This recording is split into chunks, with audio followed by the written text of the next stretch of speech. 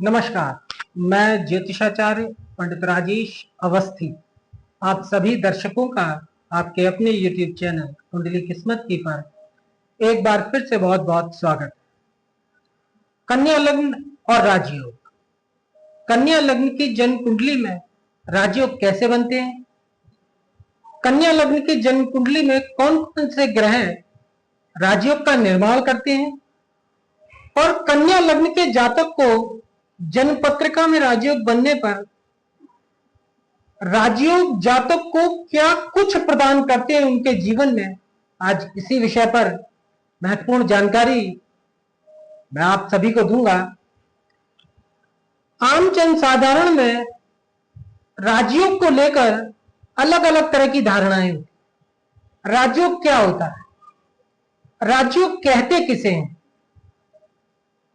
देखिए, आम जनमानस में यह धारणा है कि अगर जन्म कुंडली में राजयोग बनता है या बना हुआ है तो जातक की या तो सरकारी नौकरी लगेगी या शासन प्रशासन में उसे कोई उच्च पद मिलेगा या वो राजनीति में कोई उच्च पद पर पहुंचेगा, मंत्री, मुख्यमंत्री जैसे पदों पर या राजदूत जैसे पदों पर पहुंचेगा।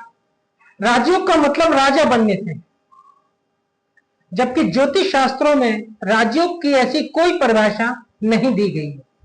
राजयोग का सीधा सा अर्थ होता है कि व्यक्ति जिस स्तर में जन्म लेता है, अर्थात जिस स्तर में व्यक्ति का जन्म हुआ है, राजयोग अगर जन्म पत्रिका में बनता है तो जातक को उस स्तर से ऊपर उठाना। जैसे मान लीजिए किसी व्यक्ति का जन्म किसी गरीब परिवार में हुआ और उसकी जन्म कुंडली में राजयोग बना हुआ, तो राजयोग बनाने वाले ग्रहों की जब दशाएं आएंगी तब वो ग्रह जातक को धन धान्य से संपन्न करेंगे, सुख सुविधाएं देंगे और उसे गरीबी के स्तर से उठाकर सुख और संपन्नता के स्तर पर लेकर आएंगे। अर्थात उसे गरीबी और दरिद्रता से ऊपर उठाएंगे राजयोग प्रदान करने वाले ग्रह। इसी प्रकार अगर किसी व्यक्ति का जन्म मध्यम स्तर में हुआ है, अर्थात मध्यम वर्गीय परिवार में हुआ है और उसकी जन्म पत्रिका में राजयोग बना है, तो जब राजयोग बनाने वाले ग्रहों की दशाएं उसके जीवन में लगेंगी तो वो दशाएं जातक को जीवन में ऊपर उठाएंगी, उसके सामाजिक, उसके आर्थिक स्तर को ऊपर उठाएंगी, धन धान्य से समृद्ध करेंगी, सुख सुविधाएं प्रदान करेंगी और उसे एक अच्छा स्तर प्रदान करेंगे। इसी प्रकार अगर व्यक्ति का जन्म उच्च स्तर में हुआ, जो जन्म से ही एक अच्छे धनी परिवार में जातक पैदा हुआ है और उसकी जन्म पत्रिका में राजयोग बनता है, तो ऐसा राजयोग जातक को और भी श्रेष्ठ जीवन प्रदान करता है, उसके जीवन स्तर को उठाता है।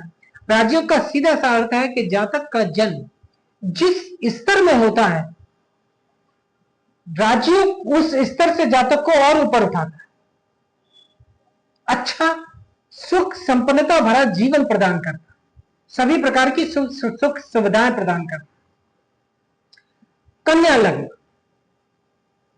कन्या लग्न बुध की लग्न होती है और यह द्विस्वभाव लग्न होती है। राजयोग बनाने वाले ग्रह कन्या लग्न में बुध, बृहस्पति, शनि और शुक्र, ये चार ग्रह राजयोग बनाने वाले ग्रह होते हैं। इन्हीं चार ग्रहों के संबंधों से राजयोग बनता है।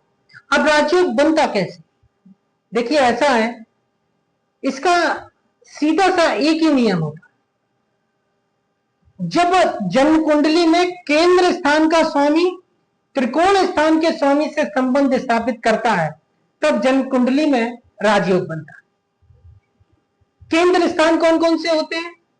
लग्न, चतुर्थ, सप्तम और दशम, ये बीच के चारों भाव केंद्र स्थान होते हैं जन्म पत्रिका के।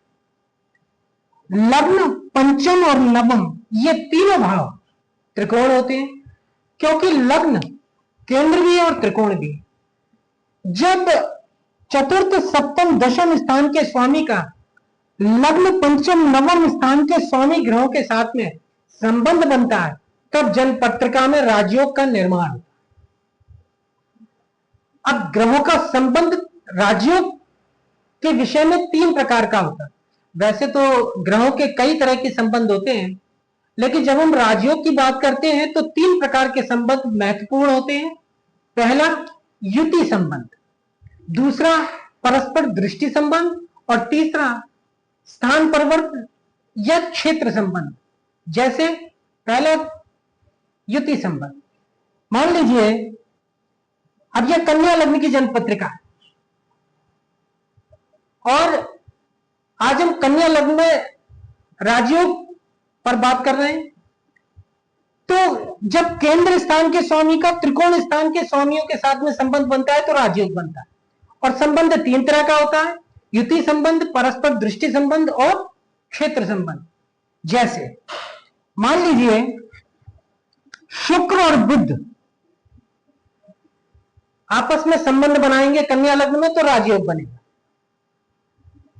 देखिए केंद्र स्थान विष्णु स्थान होते हैं और त्रिकोण स्थान लग्न पंचम और नवम, लग्न पंचम नवम ये लक्ष्मी स्थान है और चारों केंद्र ये विष्णु स्थान होते हैं। तो विष्णु स्थान का स्वामी जब लक्ष्मी स्थान के स्वामी के साथ में संबंध बनाता है तब ये राजयोग बनता है। तो संबंध 3 तरह का होता है। अब जैसे मान लीजिए शुक्र और बुध दोनों ही मान लीजिए चतुर्थ भाव में बैठे हैं कन्या लग्न के जातक की जन्म पत्रिका में, तो यह राजयोग बनेगा क्योंकि शुक्र त्रिकोण स्थान का स्वामी है, बुध केंद्र स्थान का स्वामी। तो दोनों का संबंध बना युति संबंध, इसे युति संबंध बोलते हैं। जब 2 ग्रह एक ही राशि में एक ही भाव में बैठते हैं तो युति संबंध। दूसरा मान लीजिए अगर बुध और शुक्र, मान लीजिए बुध तृतीय भाव में बैठा है और शुक्र नवम भाव में बैठा है, तो बुध शुक्र को और शुक्र बुध को परस्पर पूर्ण दृष्टि से देख रहे हैं क्योंकि प्रत्येक ग्रह अपने से 7वें भाव को पूर्ण दृष्टि से देखता है। तो बुध और शुक्र में परस्पर दृष्टि संबंध बन गया। तो ये दोनों ग्रह भी केंद्र और त्रिकोण के स्वामी होने के वजह से राजयोग का निर्माण करेंगे। तीसरा संबंध, देखिए राजयोग में संबंध सर्वाधिक महत्वपूर्ण होते हैं। अगर आपको संबंध का ज्ञान नहीं है तो आप राजयोग को नहीं समझ सकते, इसलिए पहले संबंध समझिए। शुक्र बुध के घर में बैठा हुआ है और बुध शुक्र के घर में बैठा हुआ है।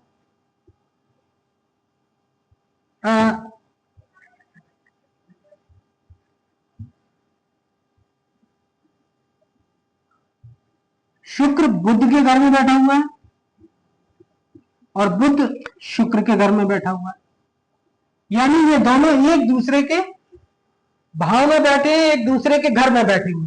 इसे बोलते हैं क्षेत्र संबंध या स्थान परिवर्तन संबंध। और सर्वश्रेष्ठ संबंध यही माना जाता है।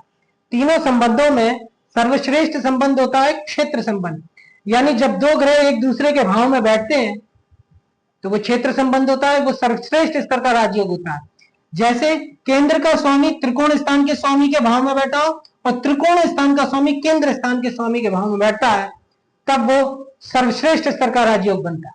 जैसे बुध और शुक्र यहां एक दूसरे के भाव में बैठे हुए हैं, ये तीसरे प्रकार का संबंध होता है। तो युति संबंध, स्थान परिवर्तन, दृष्टि संबंध और स्थान परिवर्तन या क्षेत्र संबंध। सर्वश्रेष्ठ संबंध होता है क्षेत्र संबंध, उसके बाद दृष्टि संबंध और उसके बाद युति संबंध। तो ये 3 प्रकार के संबंधों से राजयोग का निर्माण होता है। इन तीनों ही संबंधों में से कोई भी संबंध अगर केंद्र और त्रिकोण स्थान के स्वामी जन्म कुंडली में बनाते हैं तब राजयोग बनता है। अब देखते हैं कन्या लग्न की जन्म पत्रिका में राजयोग कैसे बनेगा। केंद्र स्थान के स्वामी है बुध, 2 केंद्रों का स्वामी है, और बृहस्पति 2 केंद्रों का स्वामी है। और त्रिकोण स्थान का स्वामी है शनि और शुक्र और बुध, क्योंकि बुध केंद्रेश भी और त्रिकोणेश भी। तो पहला संबंध बनेगा, मान लीजिए अगर कन्या लग्न की जन्म पत्रिका में जैसा मैंने बताया बुध और शुक्र तीनों संबंधों में से कोई भी संबंध बनाते हैं, युति संबंध, दृष्टि संबंध या स्थान परिवर्तन संबंध, तो राजयोग बनेगा।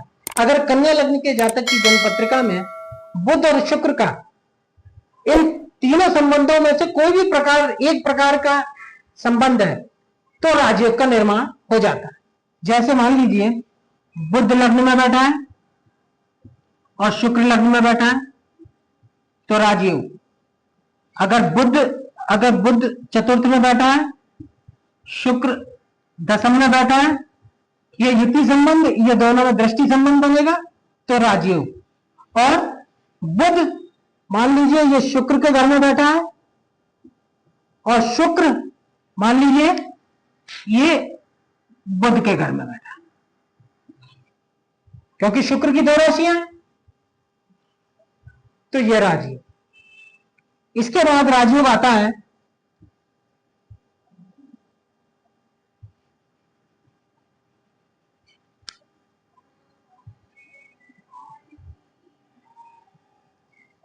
शनि और गुरु का संबंध। अगर कन्या लग्न की जन्म पत्रिका में शनि और गुरु तीनों संबंधों में से कोई भी एक संबंध बनाकर बैठे हुए हैं तो राजयोग। जैसे शनि और गुरु की युति किसी भी भाव में है। देखिए अगर राजयोग केंद्र में बन रहा है, केंद्र और त्रिकोण के स्वामी अगर केंद्र स्थान में राजयोग बना रहे हैं तो वह सर्वश्रेष्ठ स्तर का राजयोग होता है। अगर केंद्र और त्रिकोण के स्वामी लग्न, पंचम और नवम इन त्रिकोण स्थानों में राजयोग बना रहे हैं तो भी वो सर्वश्रेष्ठ राजयोग होता है। और अगर राजयोग तीसरे और छठे भाव में बन रहा है तो वो त्रिशिराय भाव होता है, वो भी बहुत उत्तम स्तर का राजयोग होता है। अगर राजयोग द्वितीय और द्वादश भाव में बन रहा है ग्रहों से तो भी राजयोग श्रेष्ठ स्तर का होता है। लेकिन अगर राजयोग अष्टम या एकादश भाव में बनता है तो वह राजयोग भंग हो जाता है, ऐसा राजयोग निष्फल होता है, उसका कोई प्रभाव नहीं होता। अब यह एक बात ध्यान रखने वाली है, पहले आप राजयोग समझ लीजिए। शुक्र और बुध का संबंध राजयोग बनाएगा, शनि और गुरु का संबंध बनता है जन्म पत्रिका में अष्टम और एकादश भाव को छोड़कर किसी भी भाव में तो राजयोग बनेगा। अगर राजयोग केंद्र में बनता है तो सर्वश्रेष्ठ, पंचम नवम या लग्न में बनता है तो भी सर्वश्रेष्ठ, तीसरे छठे में बनता है तो उत्तम, द्वितीय द्वादश में बनता है तो भी उत्तम। अब राजयोग बनाएगा बुध और शनि। अगर बुध और शनि कन्या लग्न की जन्म कुंडली में तीनों संबंधों में से कोई भी एक संबंध बनाकर बैठे हुए हैं, हो सकता है एक से ज्यादा संबंध बन जाए तो भी राजयोग बनता है। जैसे मान लीजिए बुध और शनि दशम स्थान में बैठे हैं, दोनों की युति हो रही है, राजयोग। अगर शनि सप्तम में है, बुध लग्न में मान लीजिए, ये मैं आपको उदाहरण से बता रहा हूं। ये पूरी 12 भावों में से इन दोनों भावों को छोड़कर किसी भी भाव में युति संबंध, परस्पर दृष्टि संबंध या स्थान परिवर्तन संबंध बनता है तो राजयोग बनता है। या शनि बुध के घर में बैठा है और बुध मान लीजिए शनि के घर में बैठा हुआ है छठे भाव में तो राजयोग। यानी राजयोग कौन कौन से ग्रह बनाएंगे? गुरु, बुध, शुक्र और शनि, ये 4 ग्रह राजयोग बनाते हैं। और ये राजयोग बनता है 3 संबंधों से, युति संबंध, परस्पर दृष्टि संबंध और स्थान परिवर्तन संबंध। अब यहां एक बात विशेष रूप से ध्यान देने वाली बात यह है, जैसे मैंने बताया कि राजयोग केंद्र में बनेगा तो सर्वश्रेष्ठ, त्रिकोण में बनेगा तो भी सर्वश्रेष्ठ, त्रिशिराय तीसरे और छठे में बनेगा तो उत्तम, द्वितीय और द्वादश में बनेगा तो भी उत्तम। अष्टम और एकादश में राजयोग भंग हो जाता, कोई फल नहीं मिलता राजयोग। अगर राजयोग बनाने वाले ग्रहों में से कोई भी एक या दोनों ग्रह उच्च राशि में बैठे हुए हैं तो राजयोग सर्वश्रेष्ठ फल प्रदान करता है। जैसे मान लीजिए बुध और शनि दोनों की युति लग्न में बनी हुई है और बुध उच्च राशि का है तो ऐसे ग्रह, ऐसा राजयोग सर्वश्रेष्ठ होता है। या मान लीजिए शनि और बुध द्वितीय भाव में बैठे हुए तो शनि उच्च का हो गया, राजयोग बन रहा है, सर्वश्रेष्ठ स्तर का राजयोग। अब जैसे गुरु और शनि में राजयोग बन रहा है, तो गुरु और शनि मान लीजिए द्वितीय स्थान में, तो शनि उच्च का है, प्रबल राजयोग।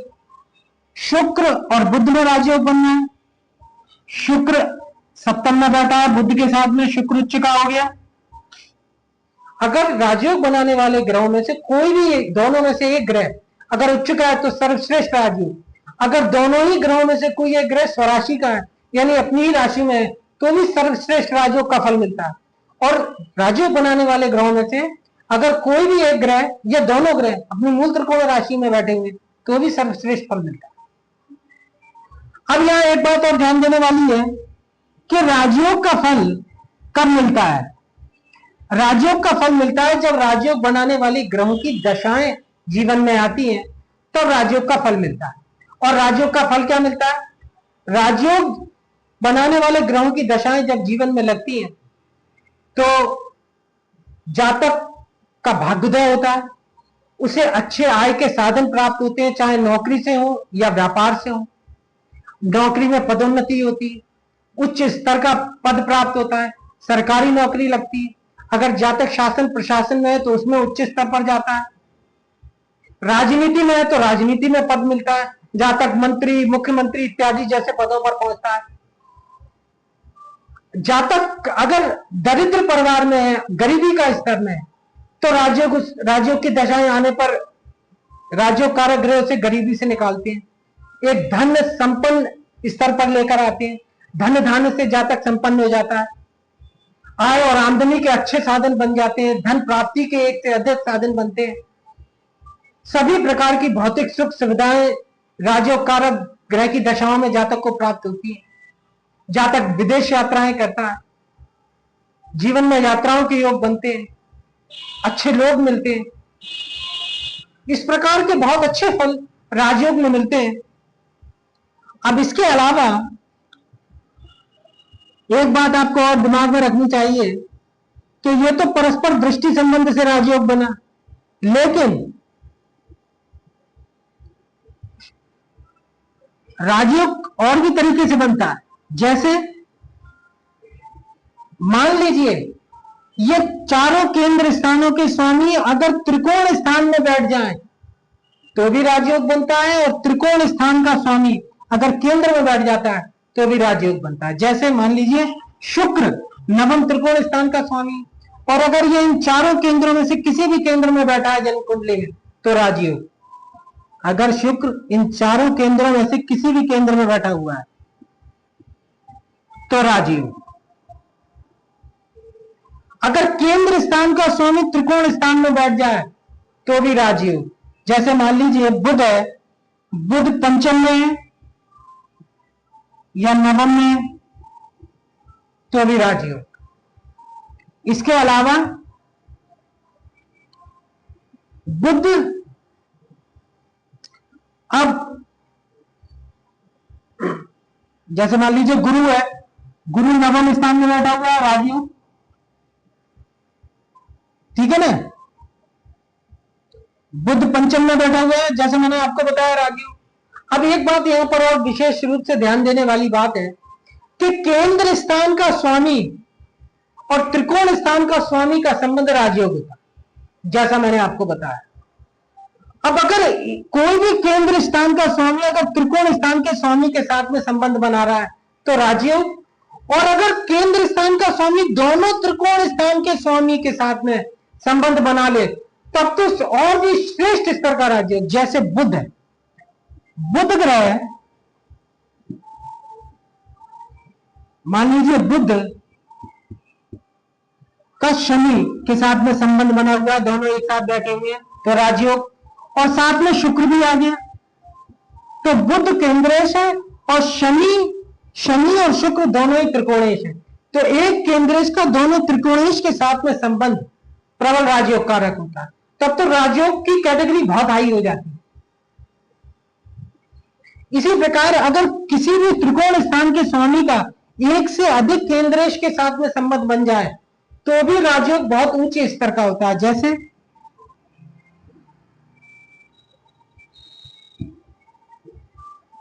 मान लीजिए शनि है, शनि दशम भाव में बैठा हुआ है और इसका बुध और गुरु दोनों के साथ में संबंध बन रहा है और ये दोनों ही केंद्रेश है। तो शनि त्रिकोणेश और बुध और गुरु दो केंद्रेशों के साथ में इसका संबंध बन रहा है, तो और भी उच्च स्तर का राजयोग, श्रेष्ठ स्तर का राजयोग। और ये तीनों ही ग्रह राजयोग का फल देंगे जब तीनों ही ग्रह अपनी अपनी दशाओं में आएंगे जीवन। इस बात को समझिए।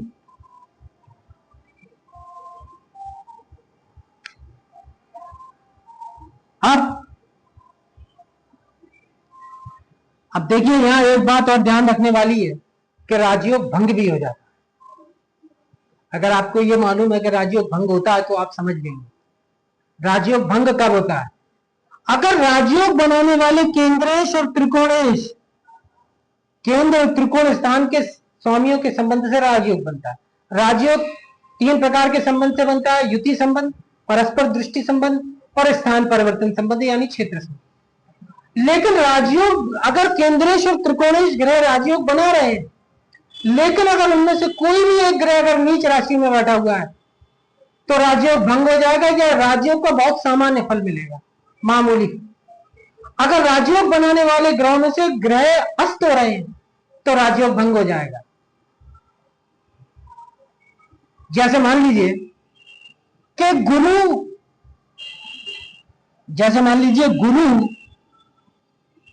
और शुक्र, गुरु केंद्रेश और शुक्र त्रिकोणेश दोनों पंचम स्थान में राजयोग बना रहे हैं। जैसा मैंने बताया कि त्रिकोण केंद्र स्थान में राजयोग बनता है तो सर्वश्रेष्ठ, त्रिकोण स्थान में बनता है तो भी सर्वश्रेष्ठ, लेकिन यहां गुरु नीच राशि में तो राजयोग भंग हो जाएगा, राजयोग का फल नहीं मिलेगा। और अगर राजयोग बनाने वाले ग्रह अस्त हो जाते हैं, दोनों अगर एक भी ग्रह अस्त हो जाएगा तब भी राजयोग निष्फल हो जाता है। जैसे हम मान लीजिए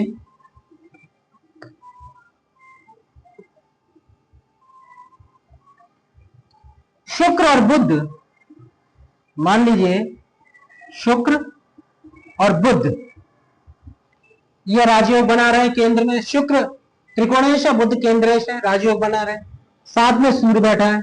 ग्रह हमेशा सूर्य से अस्त होते हैं क्योंकि सूर्य ग्रह में राजा है और ग्रह जब निश्चित अंशों से सूर्य के नजदीक चले जाते हैं तब अस्त हो जाते हैं। तो सूर्य से शुक्र और बुध अगर ये दोनों ग्रह अस्त हो जाते हैं या इनमें से कोई एक भी अस्त हो जाता है तो राजयोग निष्प्रभावी हो जाता है। जैसे मान लीजिए सूर्य 20 डिग्री पर है, शुक्र 16 डिग्री पर है और बुध 18 डिग्री पर है, तो ये दोनों ही ग्रह अस्त हो जाएंगे।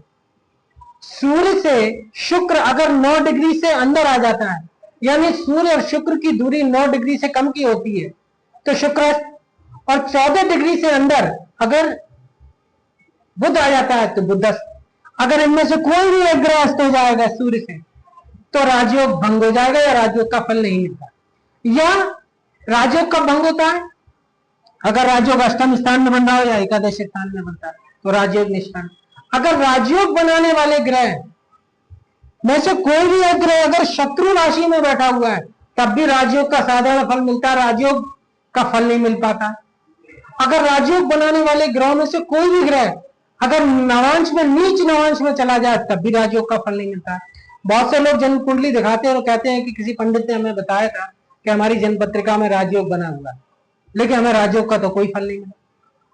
अगर आप ध्यान से देखेंगे तो राजयोग अगर भंग हो रहा है तो राजयोग का फल नहीं मिलेगा। तो राजयोग अगर भंग हो जाता है तो राजयोग का फल नहीं मिलता है।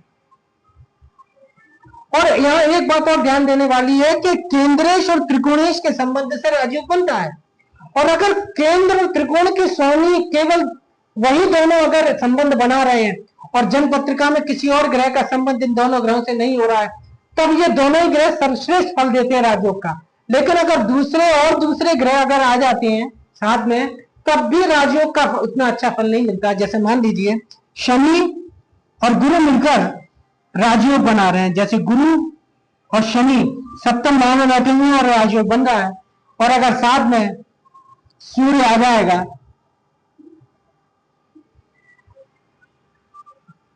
तो राजयोग का उतना अच्छा फल नहीं मिलेगा। मंगल आ जाए मान लीजिए, तब तो राजयोग भंगी हो जाता है।